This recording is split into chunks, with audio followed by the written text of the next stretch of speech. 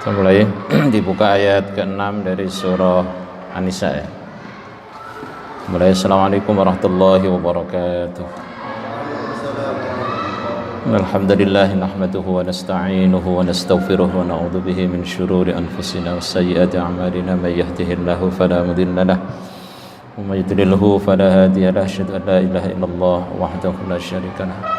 Asyhadu anna sayyidina maulana Muhammadan abduhu wa rasuluh. Allahumma shalli wa sallim barik ala sayyidina maulana Muhammadin wa ala alihi wa ashabihi wa man tabi'ahu bi ihsanin ila yaumiddin, amma ba'd. Ikhwatal iman wal islam, azzani Allah iyyakum. Jamaah Masjid Al-Fitrah yang dimuliakan Allah, mari sama-sama kita lanjutkan kegiatan taklim kita pada malam hari ini, melanjutkan kajian surah An-Nisa ayat ke-6 ya. Mohon dibuka Al-Qur'annya. Mari sama-sama kita mulai dengan baca Ummul Qur'an. Allahumma hassil wa balligh maqasidana. Al-Fatihah. A'udzu billahi minasy syaithanir rajim. Bismillahirrahmanirrahim. Alhamdulillahi Rabbil Alamin, Ar-Rahmanir Rahim, Maliki Yawmiddin. Iyyaka na'budu wa iyyaka nasta'in. اهدنا الصراط المستقيم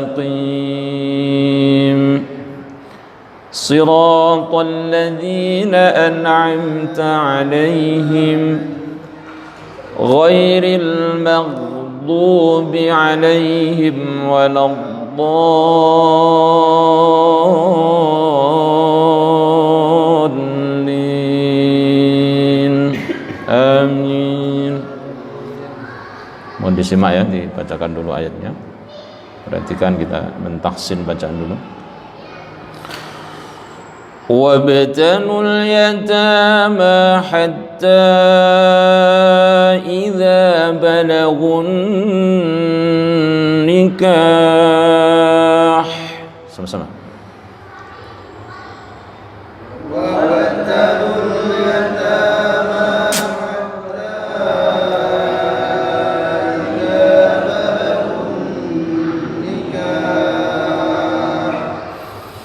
Nikah bukan nikah ya.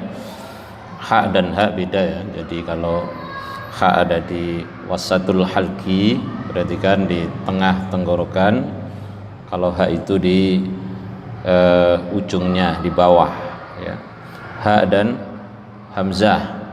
Kalau ha berarti di wasatul halqi, di tengah-tengah tenggorokan ya. Karena ini termasuk huruf halq, huruf yang ada di tenggorokan. Bunyinya bukan nikah tapi nikah, ih, jangan disamaratakan. Jangan alaihim waladdallin. Kalau alaihim pakai ha, alaihim. Kalau ini nikah pakai ha. Saya ulang lagi, perhatikan bunyinya. وابتلوا اليتامى حتى إذا بلغوا النكاح. Sama-sama. وابتلوا اليتامى حتى إذا بلغوا النكاح فإن آنستم منهم رشدا فادفعوا إليهم أموالهم وإن آنستم منهم رشدا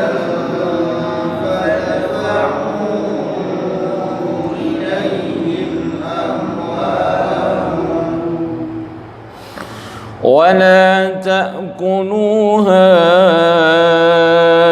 إسرافا وبدارا أن يكبروا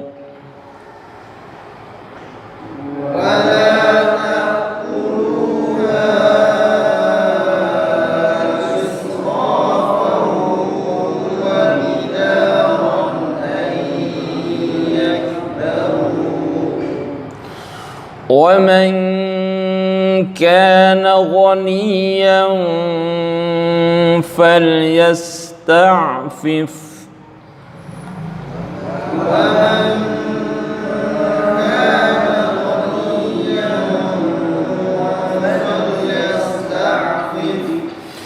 ومن كان فقيرا فليأكل بالمعروف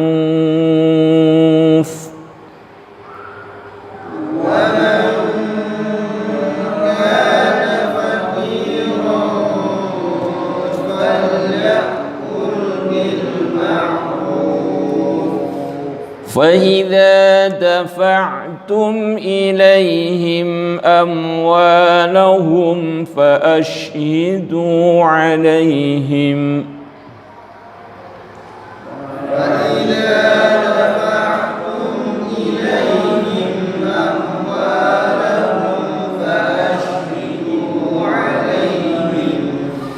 وكفى بالله حسيبا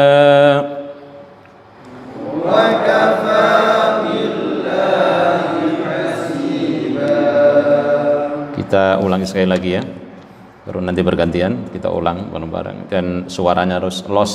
Kalau belajar baca Quran itu jangan ditahan-tahan suaranya ya, harus tahqiq ya, setiap huruf dibaca dengan betul-betul ya, dengan makharijul huruf yang pas.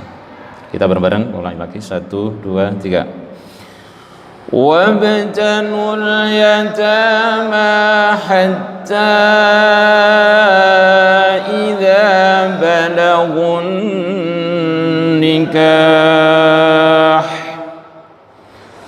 فإن آنستم منهم رشدا فادفعوا إليهم أموالهم ولا تأكلوها إسرافا وبدارا أن يكبروا ومن كان غنيا فليستعفف ومن كان فقيرا فليأكل بالمعروف فإذا دفعتم إليهم أموالهم فأشهدوا عليهم وكفى بالله حسيبا. Jidan silakan. Simak baik-baik.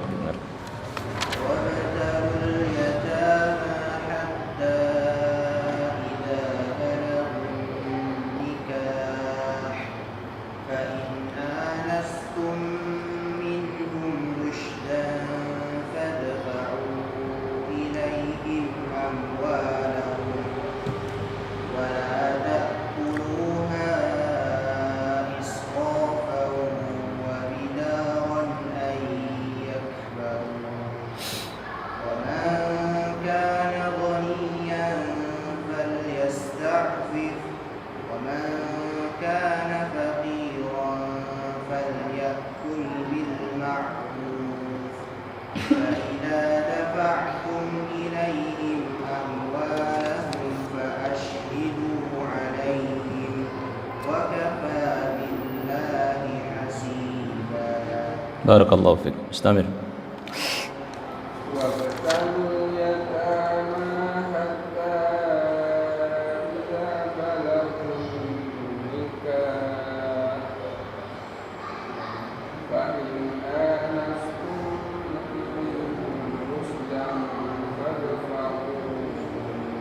إليه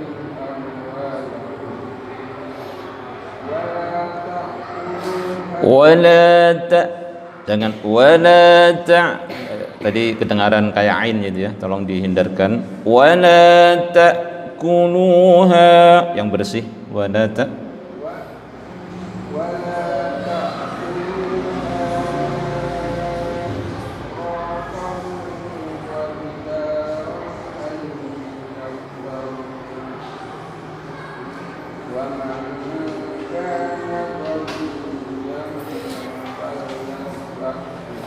ghaniyan, jangan usah ditahan di situ Pak ya, jangan ghaniyan, panjangan tuh.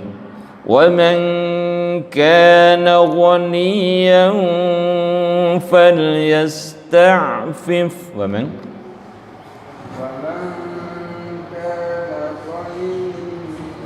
kepanjangan, ghaniyan falyasta'fif, wa man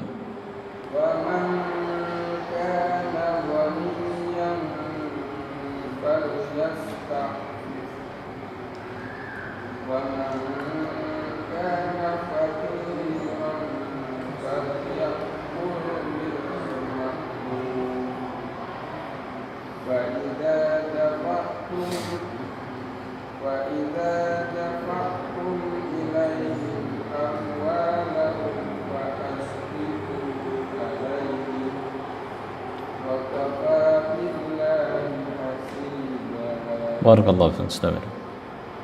Wa qalul yatama hatta idza balagun nikah fa in anastum minhum rusdan fadfa'u ilaihim amwalahum wa la ta'kuluha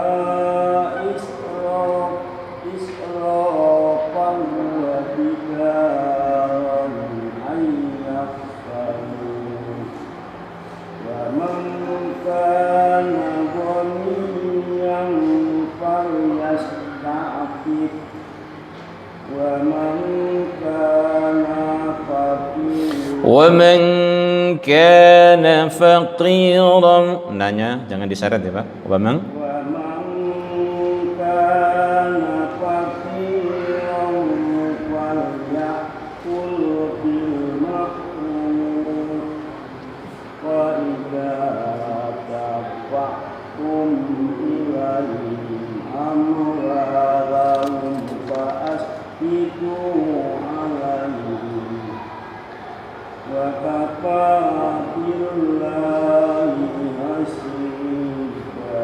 barakallahu fiik. Istamir. Silakan.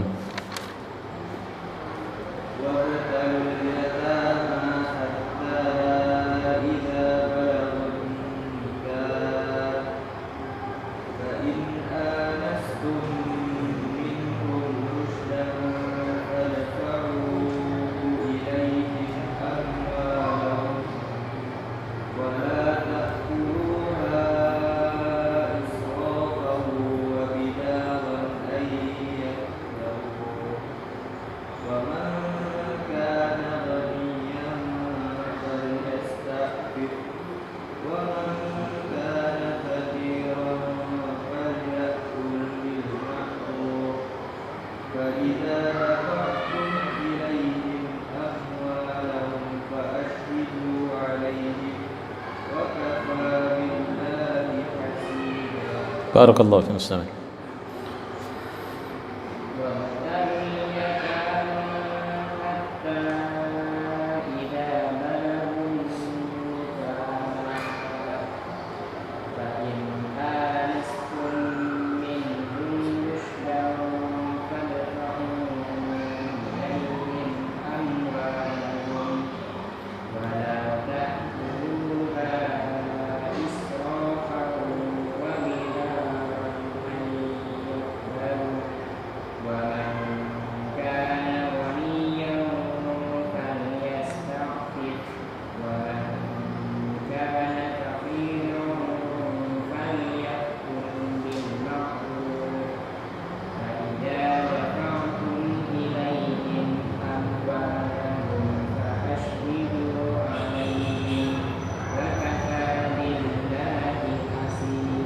Barakallahu fiik Ustaz. Yang kencang suaranya Kang Hamdan, diangkat suaranya.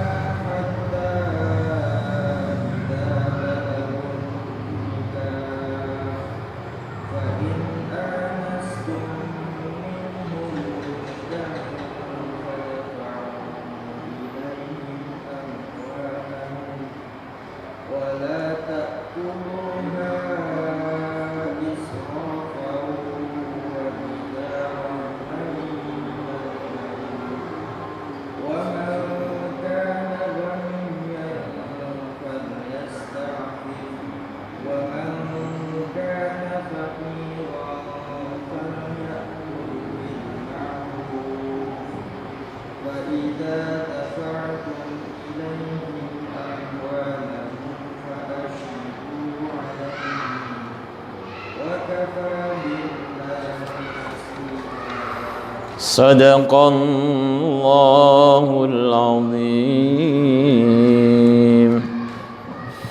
Baik jamaah yang dimuliakan Allah Subhanahu wa taala. Alhamdulillah satu sesi sudah kita selesaikan, yakni perbaikan bacaan ya. Jadi ada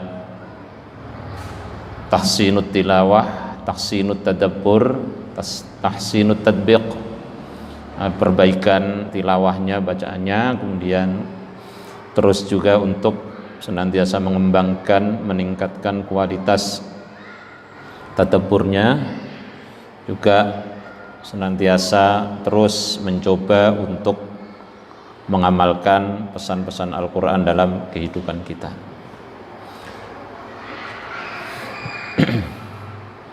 Baik, kita lanjutkan dan tolong dilihat ayatnya yang kita baca tadi supaya tambah nempel hafalannya bagi yang sudah hafal. Bagi yang belum ya tentu untuk melancarkan bacaannya, mempermudah tatkala kita menghafal. Bagi jamaah juga insyaallah bertambah lancar kalau kita sering membaca dan mendengarkan, baik membaca sendiri maupun mendengarkan bacaan orang lain. Ini bagian dari proses untuk mendapatkan bacaan atau hafalan yang lancar.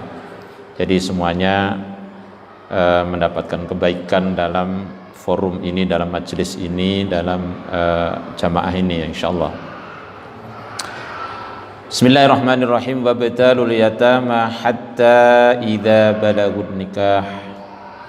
Ayat ini masih menjelaskan tentang bagaimana berinteraksi dengan anak yatim ya. Kemarin beberapa pertemuan kita sudah bahas bagaimana tatkala kita bermuayasyah, bermuamalah dengan anak yatim, wabil khusus soal harta tinggalan.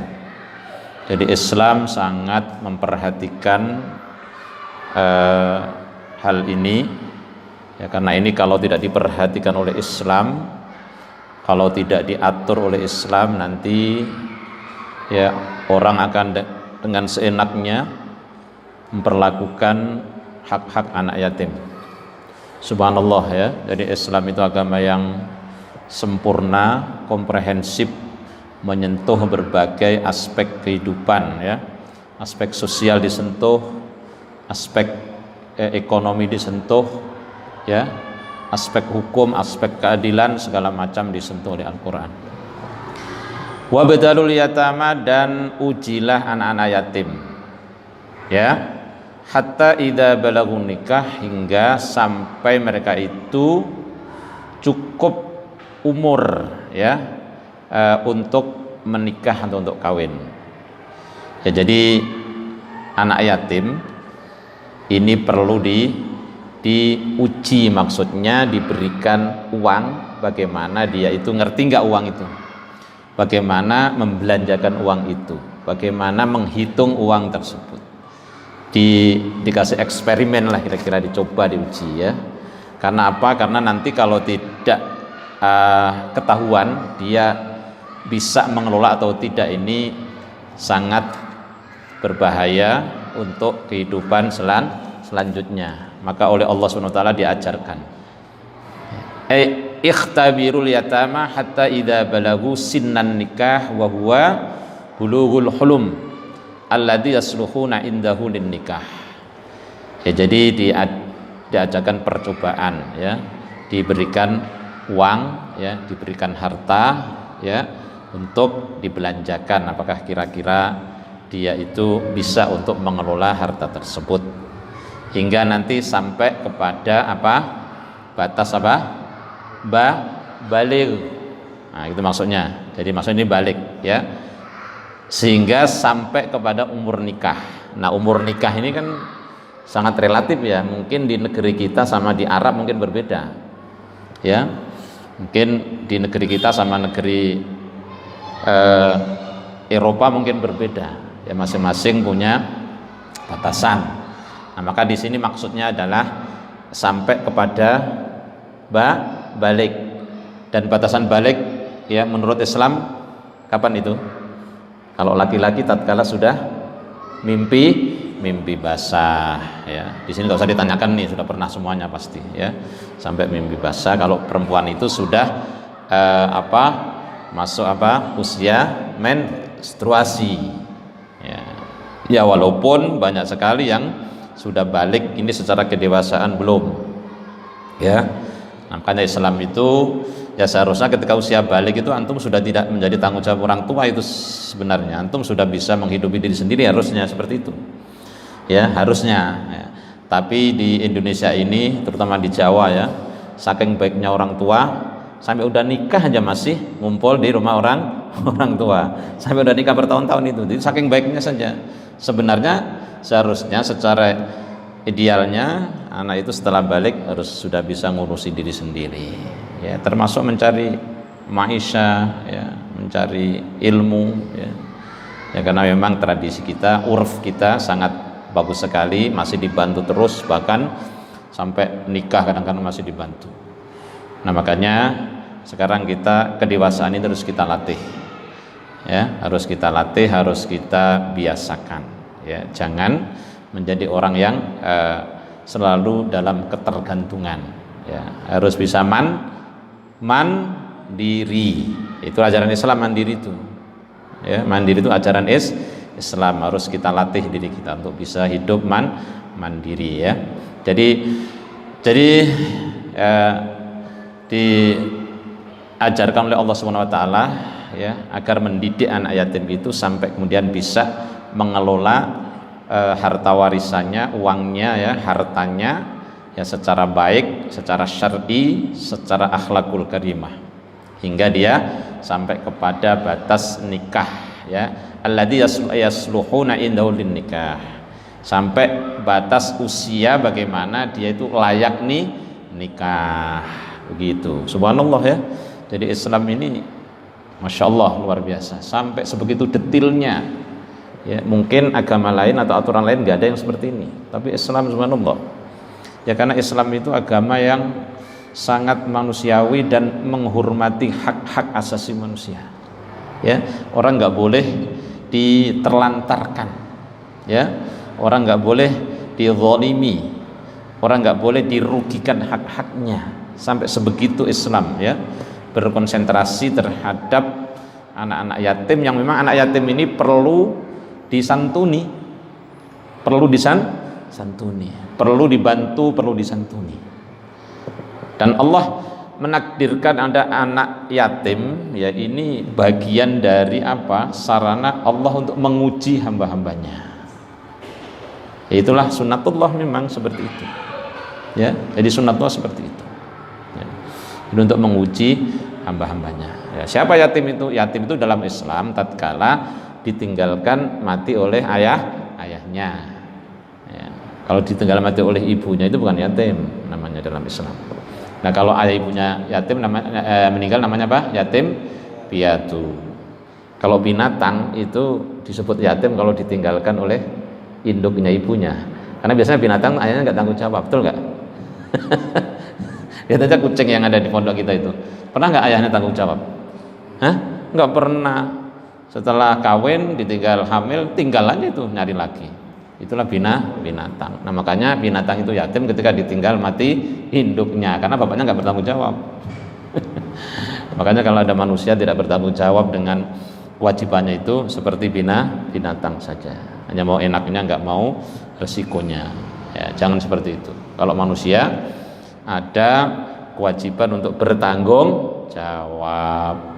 Nah, sampai kapan itu disebut yatim? Sampai batas umur balik. Nah, kalau yatim terus, saya juga yatim piatu malah saya. Bapak yatim juga Pak ya? Yatim kan? Masih punya orang tua? Masih? Oh, Masya Allah, masih. Ibunya masih? Bapaknya? Masya Allah. Umur berapa sekarang Pak? Ibunya? 90, subhanallah. Masuk Guinness Book itu. Luar biasa. Kalau antum yatim piatu? Sama nasibnya saya. Kalau sudah begini ya nggak yatim lagi ya, karena sudah balik. Jadi sampai usia balik itu yatim, karena sudah bisa bertanggung jawab dirinya sendiri. Baik, jamaah sekalian dimuliakan Allah Subhanahu wa taala, kita lanjut. Fa in anastum minhum rusydam fadfa'u ilaihim amwalahum. Maka kemudian jika menurut kamu, menurut pendapatmu mereka telah pandai, anastum minhum rusdan, ya, telah pandai, cerdas gitu ya, cerdas, faham ya, secara syariat juga faham, bisa mengelola keuangannya ya, maka fadfa'u ilaihim amwalahum, maka serahkanlah kepada mereka harta mereka itu ya. Ketika si yatim ini sudah bisa mengelola, wali atau orang yang memelihara anak yatim ini tidak boleh kemudian dia ngatur-ngatur, harus serahkan ya, tentu sambil dibimbing ya, sambil dibimbing, karena ini sebenarnya lebih ke penekanannya itu ke arah kemaslahatan dia ketika sudah dewasa, supaya dia bisa menghidupi diri sendiri, bahkan bisa mengembangkan hartanya untuk dikelola secara baik. In absartum minhum salahan fi dinihim wa malihim fadfa'u ilaihim amwalahum biduni takhirin ya. Jadi ketika kamu sudah melihat ya kemaslahatan atau kebaikan ya, atau kemampuan dari anak yatim tersebut dalam soal agamanya ya, bukan hanya sekedar dia pinter tapi akhlaknya nggak ada, perlu dibimbing akhlaknya juga, karena di sini fi dinihim wa malihim, di soal hukum-hukum agama syariat dia sudah faham ya, tentu dengan bimbingan wa malihim, dan faham mengelola hartanya, fadfa'u ilaihim, maka serahkan harta itu kepada mereka. Jadi nggak boleh berlama-lama ngendap ya di dalam kepemilikan orang yang menanggung jawab anak yatim tersebut, karena berbahaya nanti itu ya, berbahaya. Namanya harta kan kalau sudah banyak kan menggiurkan itu, betul nggak? Kalau sedikit sih nggak menggiurkan, tapi kalau sudah jumlahnya itu ratusan juta misalnya, macam-macam itu kemudian itu harta itu mengajak orang itu ya, pengen mengajak ini dan itu, sehingga khawatir nanti terjadi penyelewengan, maka sesegera mungkin diserahkan kepada anak yatim tersebut. Paham sampai di sini? Paham sampai di sini? Insya Allah. Jadi biduni takhirin, tanpa mengakhirkan atau menunda, nggak boleh menunda-nunda. Nah begitu, harus segera diserahkan ya, sekalian untuk mendidik juga kemandirian ya, sampai sebegitu Islam itu dalam memperhatikan kemaslahatan umatnya. Masya Allah ya. Wala ta'kuluha israfan wa bidaran ayyakbaru. Sekalian melancarkan hafalan antum ini yang sudah hafal. Dan janganlah kalian memakan harta anak yatim israfan ya, lebih dari kepatutan ya, atau berlebihan ya. Wa bidaron, dan janganlah kamu tergesa-gesa ya. Bidar itu adalah tergesa-gesa. Ayyak baru sebelum mereka itu dewasa. Jadi maknanya itu tidak boleh kemudian seenaknya ya.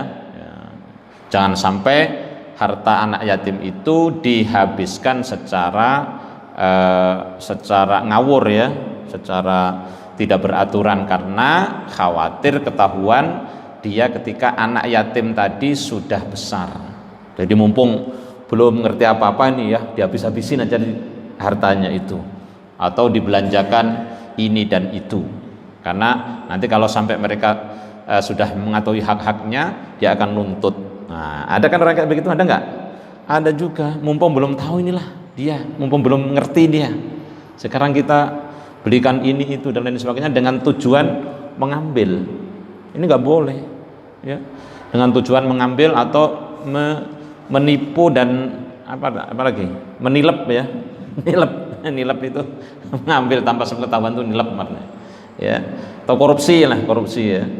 Ya, mumpung belum besar, mumpung belum ngerti terus mengambil hak anak yatim atau harta anak yatim, itu sangat dilarang, ya. Wala taquluha israfan wa bidaron ayakbaru. Wala tasra'u fi infaqiha wa tubaddiruha qailina, ya, nunfiqu kama nashtahi qabla ayyakbarul yatama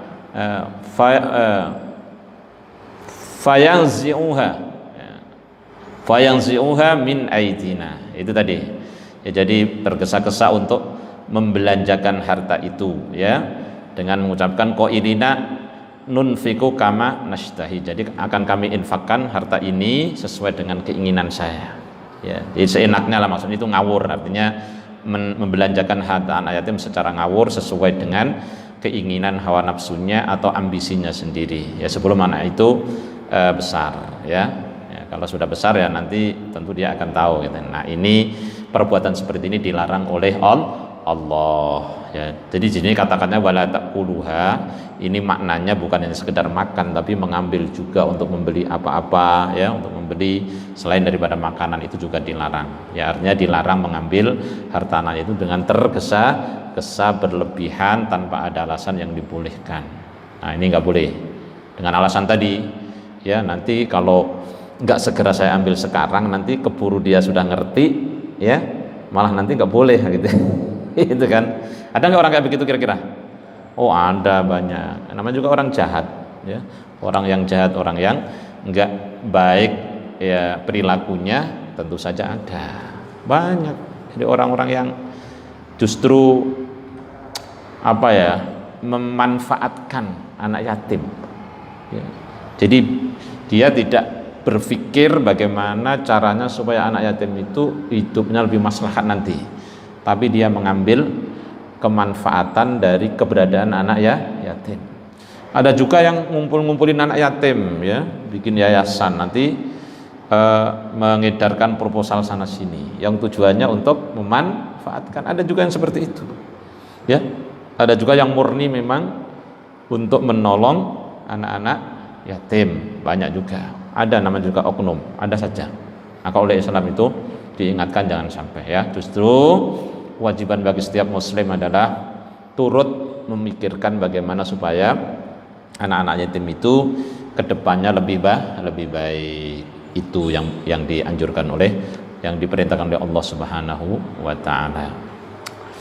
Nah, sekarang bagaimana ini kalau kondisi, ya, walinya ini memang dalam keadaan atau dalam situasi, ya, yang berbeda. Misalnya begini, wa man kana ghaniyan falyastafif, dan barang siapa yang mampu falyastafif, hendaklah ia menahan diri. Yang kebetulan dalam keadaan mampu secara finansial ekonomi, dia hendaknya itu jangan sampai kemudian sedikit pun mengambil hak anak yatim tersebut, harus menahan. Nah, itu maknanya. Mangkana minkum ghaniyan aulihal auliya falyaifa an malil yatam an malil yatimi wala ya'khudhu ajran ala wasayatihi, ya. Jadi jika seandainya wali tersebut adalah orang yang berkemampuan, ya, maka hendaknya dia menahan diri, ya, tidak mengambil upah sedikit pun dalam mengelola harta anak yatim, ya. Ini perintah Al-Quran, ya. Ya, jadi tidak mengambil upah sedikit pun, ya, wala ya'khudhu ajron, dia tidak diperbolehkan untuk mengambil upah, misalnya mengelola harta anak yatim, ya. Kemudian namanya mengelola kan sebagai imbalannya kan bisa mengambil ya. Tapi kalau dia sudah mampu, dalam keadaan secara finansial dia mampu, nggak boleh. Ya justru yang boleh adalah malah menambahkan begitu, menambahkan harta tersebut akan makin berkembang, kan begitu. Subhanallah ya.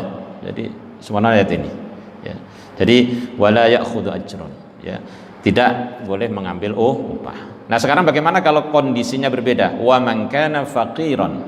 Nah, dan barang siapa yang dalam keadaan miskin, ya, fal yakul bil ma'ruf, maka bolehlah ia makan harta anak itu secara patut.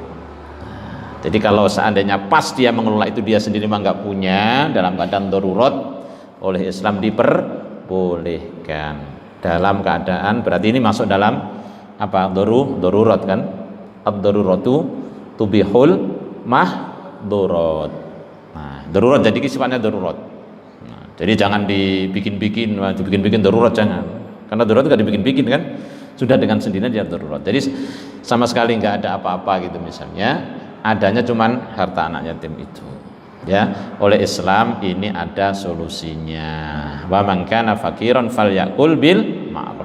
Wa man kana faqiran falyakhud, ya, bi qadri hajatihi ad-daruriyah. Nah, ini nih alasannya. Ya. Jadi kalau pas mengelola harta anak yatim itu dia dalam keadaan memang miskin, nggak punya apa-apa, maka dia bisa mengambil bi qadri hajatihi, ya, sekedar sesuai dengan hajatnya, tidak berlebihan. Ya, tidak boleh lebih dari yang dibutuhkan, ya. Ya kalau yang dibutuhkan dia misalnya kebutuhan primer, ya, kebutuhan yang memang sifatnya itu keseharian, makan minum, ya, makan minum yang layak begitu, ya. Nah itu namanya kebutuhan yang memang mendesak, ya, bi qadri hajatihi ad-daruriyati, yang sifatnya itu darurat. Darurat kenapa? Karena miskin tadi, ya. Nah, daruriyati wa bi qadri ujrati amalihi, dan dengan perkiraan, ya, yang sesuai dengan upah dia mengelola harta itu. Jadi ini sebagai konsekuensinya kan, karena dia mengelola. Yang pertama alasannya karena memang didesak oleh kebutuhan yang sifatnya darurat. Yang kedua bisa dihitung sebagai apa? Ujrah itu apa artinya? Upah. Dan siapapun bisa ngambil upah itu, iya kan? Nah, kecuali dalam keadaan tadi berkecukupan, ya. Memang nggak selayaknya dia ngambil upah itu. Nah, jadi diperkirakan, ya, sesuai dengan pekerjaan itu yang akhirnya jatuh menjadi apa? Ujrah atau upah. Upahnya sebagai upah dari mengelola harta tersebut. Nah ini di sini banyak muncul pendapat di antara kalangan ulama, ya, banyak sekali pendapat itu, ya. Kalau kita buka di kitab-kitab fikih maupun tafsir itu banyak sekali, ya. Di antaranya pendapat Imam Syafi'i itu membolehkan hal ini. Tapi ada juga beberapa pakar ulama yang tidak membolehkan. Tetap nggak boleh mengambil ujrahnya itu, ya. Kalau misalnya nanti dia sudah berkecukupan, wajib mengembalikan, ya. Wajib mengembalikan harta tadi yang diambil dari harta anak yatim tadi. Setelah dia mampu, ada kewajiban untuk mengembalikan. Ada yang, jadi banyak pendapat seperti itu, ya. Jadi terserah milih yang mana, ya. Namanya pendapat kan, kita milih. Ya, dua-duanya pasti ada tendensinya, ada alasannya, ya. Jadi paham sampai di sini? Insya Allah. Saya ulang, wa man kana faqiran falyakul bil ma'ruf. Ya, barang siapa yang dalam keadaan miskin, ya, artinya si pengelola tadi, si walinya tadi dalam keadaan miskin, maka bolehlah ia makan sebagian harta anak yatim itu secara patut. Secara patut maknanya falyakhud bi qadri hajatihi ad-daruriyah. Jadi hajat darurat, jadi batas minimal sekali, nggak boleh berlebihan. Hanya sekedar untuk memenuhi kebutuhan yang sifatnya itu mendesak, ya. Bi qadri ujrati amalihi. Dan itu pun juga harus diperkirakan, ya, dengan ujrah daripada pengelolaan tadi, ya.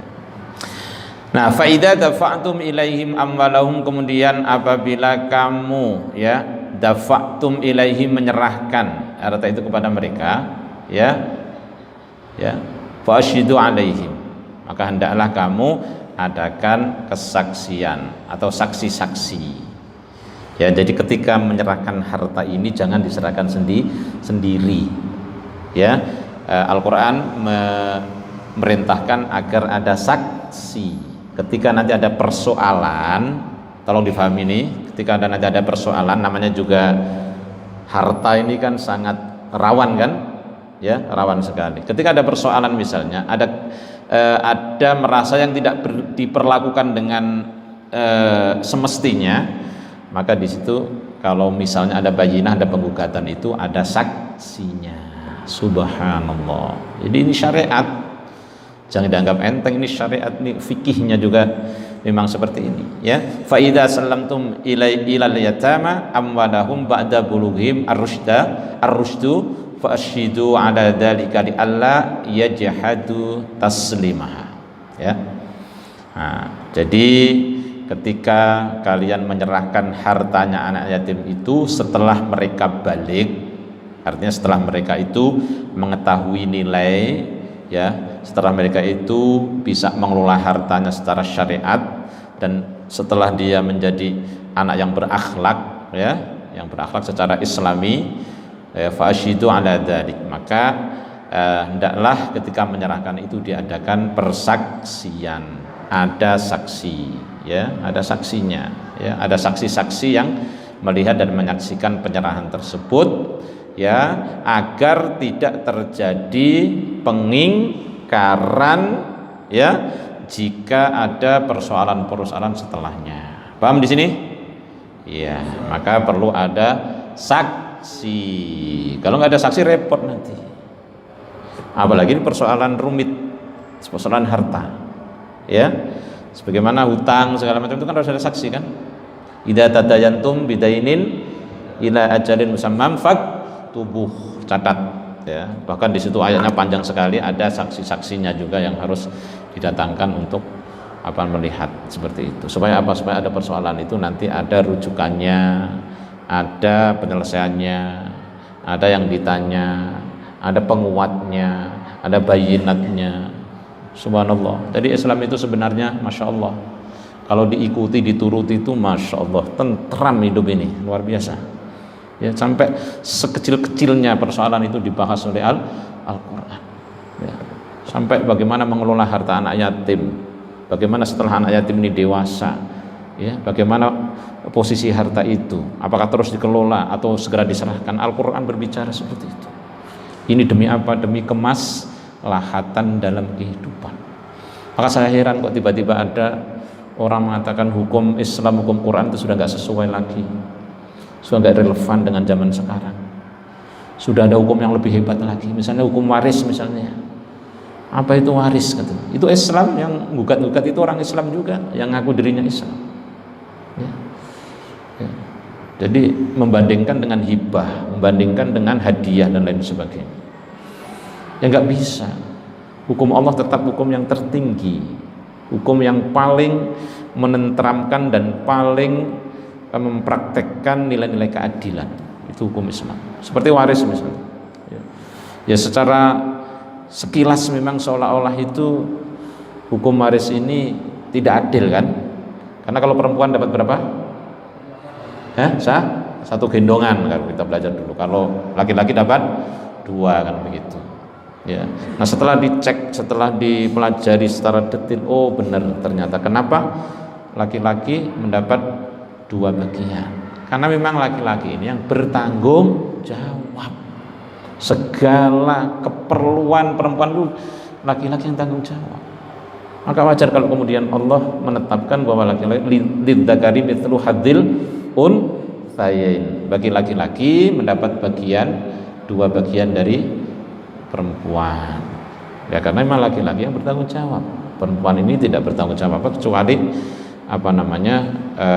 menanggung jawabi rumah tangga yang ada di rumah tangga mereka, ya. Tanggung jawab mendidik anaknya, kemudian menjaga harta suaminya, hanya sebatas itu. Dan itu pun sebenarnya semuanya juga tanggung jawab laki-laki, termasuk mendidiknya, mendidik anak-anaknya, mendidik seluruh keluarga, ini tanggung jawab laki-laki. Subhanallah. Jadi setelah dicek, ya, diteliti, oh benar, ya memang dicek, nggak dicek tetap benar, apa yang difirmankan Allah. Mau dicek mau nggak dicek ya memang benar ya, makanya jangan digugat ya. Jadi syariat Allah itu kalau dilaksanakan mengandung maslahat yang luar biasa ya. Nah kemudian terakhir wa kafa billahi hasiba, maka cukuplah Allah ya sebagai hasiban ya, pengawas atas persaksian itu ya. Maka di sini disebut hasiba. Jadi Allah lah cukup ya, Allah sebagai zat yang mengawasi semua itu ya. Ya kalau kesaksian manusia tidak didasarkan juga atas pengawasan Allah, ini juga seringkali bermasalah. Dia ada saksi, dia ada perasaan diawasi oleh Allah Subhanahu wa taala. Termasuk saksinya sendiri. Saksinya sendiri juga harus merasa diawasi. Karena pada faktanya ada juga saksi palsu, ada saksi yang berbohong juga ada. Nah makanya di sini sudah nggak bisa dibantah. Wa kafa billahi hasiba, dan cukuplah Allah sebagai pengawas atas persaksian itu ya. Ay kafa billahi muhasiban wa raqiban. Jadi Allah yang menyaksikan, melihat, ya menghitung, ya memantau semuanya. Nah makanya subhanallah, kalau syariat dilaksanakan sesuai dengan perintah Allah, kemudian tauhidnya juga diperhatikan bahwa segala sesuatu diawasi oleh Allah, maka menjadi sempurna ya. Karena ada juga orang yang secara lahirnya dia melaksanakan syariat kelihatannya, tapi di belakang dia banyak menyimpan kebohongan, kedustaan. Ini juga berbahaya. Nah makanya antara syariat ya dengan tauhid ya, dengan akidah ini juga harus nyambung. Syariat dilaksanakan, perintah Allah, kemudian keikhlasan, kemurnian akidahnya, merasa bahwa diawasi oleh Allah, ini juga menjadi penting. Jadi dua-duanya penting. Ya, makanya di sini wakafa billahi hasiba. Cukuplah Allah sebagai pengawas atas persaksian itu. Ay billahi muhasiban raqiban. Allah yang maha menghitung semuanya, maha mengkalkulasi dan maha memperhatikan dengan seksama. Jadi apa yang dilakukan oleh seluruh hambanya, termasuk tadi dalam mengelola harta anak yatim. Jangan memanage ya harta anak yatim yang tujuannya tidak lain hanyalah satu, yaitu demi menjaga kemaslahatan anak yatim itu dan tetap menjaga kesejahteraan dia ya kelak setelah dewasa. Subhanallah. Coba kalau ini dipraktekkan, wah luar biasa ya.